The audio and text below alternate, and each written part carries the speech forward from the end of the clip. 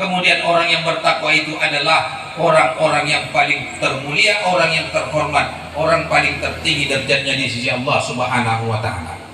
Kemudian yang ketiga, harapan kita dari pelaksanaan ibadah puasa yang sudah kita laksanakan akan bisa menghantarkan kita mendapatkan kecintaan dan kasih sayang dari Allah Subhanahu wa taala, baik ketika ada di dunia, terlebih-lebih lagi ketika besok di hari kemudian. Inilah yang disampaikan oleh Allah di dalam surah Al-Imran ayat 31, "Qul in kuntum tuhibbunallaha fattabi'uni yuhibbukumullah wa yaghfir lakum dzunubakum wallahu ghafurur rahim."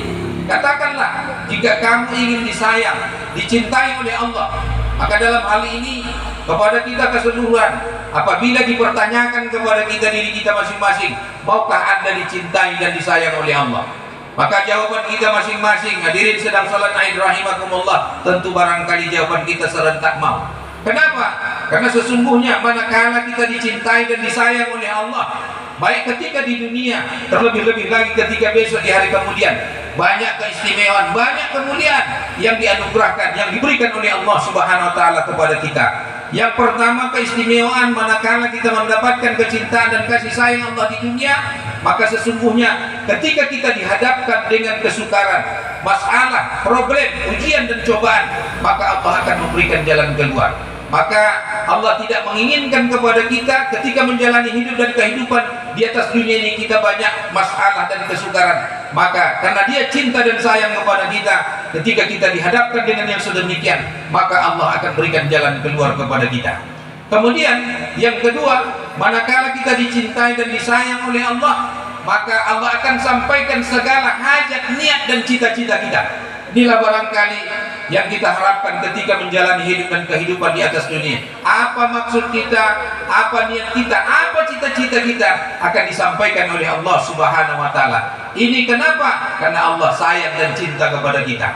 Kemudian ketika besok di hari kemudian, Allah akan memberikan naungan, pertolongan, bantuan, di mana pada saat itu tidak ada yang bisa memberikan pertolongan dan terkecuali Allah Subhanahu wa taala. Pada saat itu, karena Allah sayang dan cinta kepada kita, apa kira-kira yang dibutuhkan, apa kira-kira yang diperlukan, maka Allah akan memberikan segala fasilitas yang kita harapkan ketika besok di hari kemudian. Kenapa? Karena Allah sayang dan cinta kepada kita.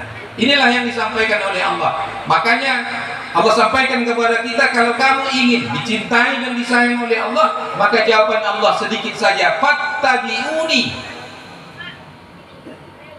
Maka Allah sampaikan kepada kita, maka ikutilah ajakanku, seruanku dan panggilan.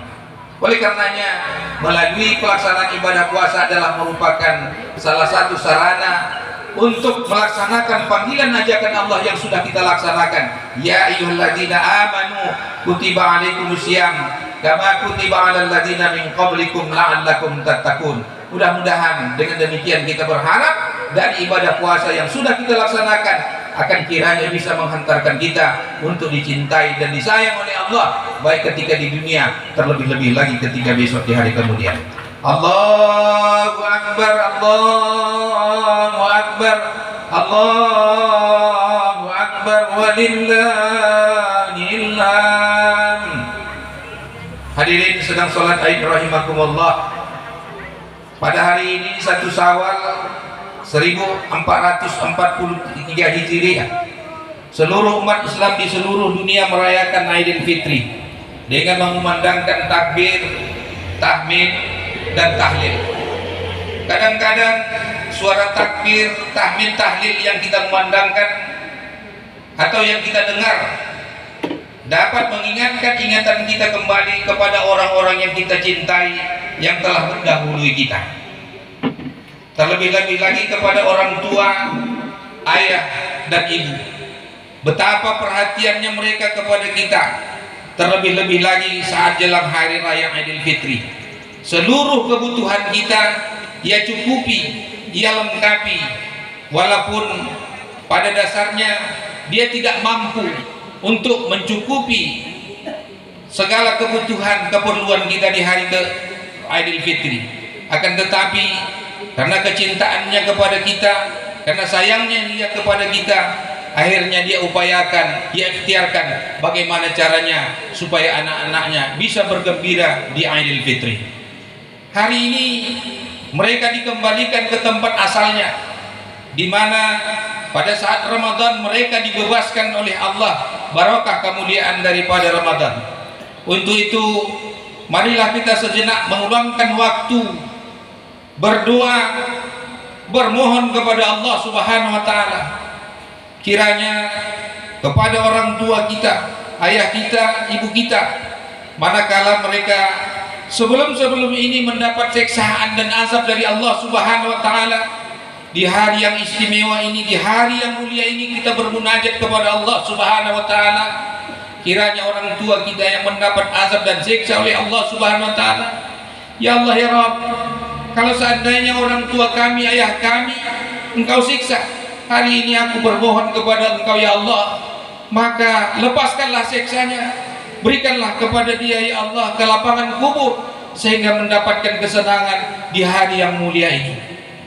Hadirin sedang salat rahimakumullah, andai barangkali orang tua kita mendapatkan kesenangan dan kebahagiaan sebelum ini, terus kita berdoa kepada Allah Subhanahu wa taala, kiranya kedua orang tua kita, ke orang-orang yang kita cintai, tetap kiranya diberikan oleh Allah kegembiraan dan kesenangan ketika di alam kubur.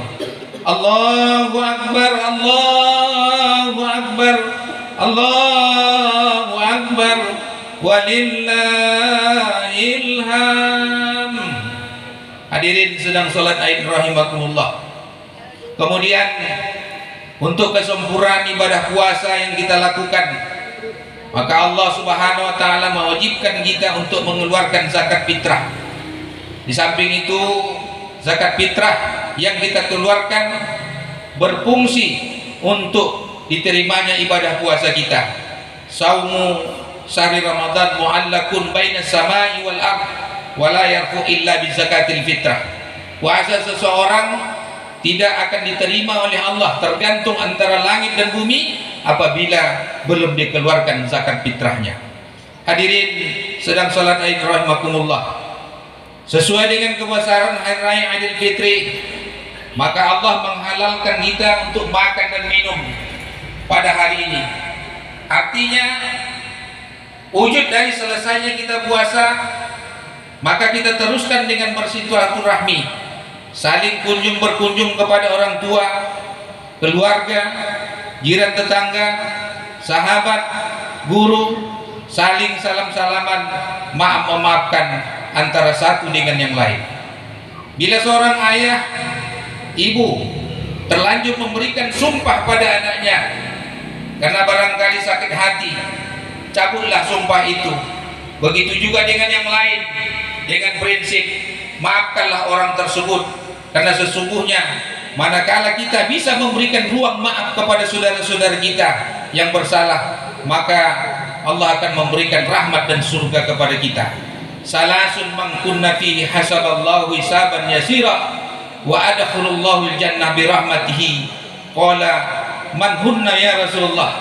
Ada 3 perbuatan yang bisa meringankan daripada hisab kita. Wa adkhalatul jannah, dan apabila 3 perbuatan itu bisa kita laksanakan, kita perbuat, maka Allah akan memasukkan kita dengan rahmatnya. Yang pertama adalah tu'ti man haramaka, memberikan sesuatu kepada orang yang tidak pernah mau memberi dengan kita. Wa tusilu man qata'aka, kemudian yang ketiga adalah menghubungkan silaturahmi kepada orang yang tidak mau bersilaturahmi dengan kita. Wa ta'fu amman zalamaka, memaafkan, mengizinkan orang-orang yang pernah menzolimi kita dan menganiaya kita.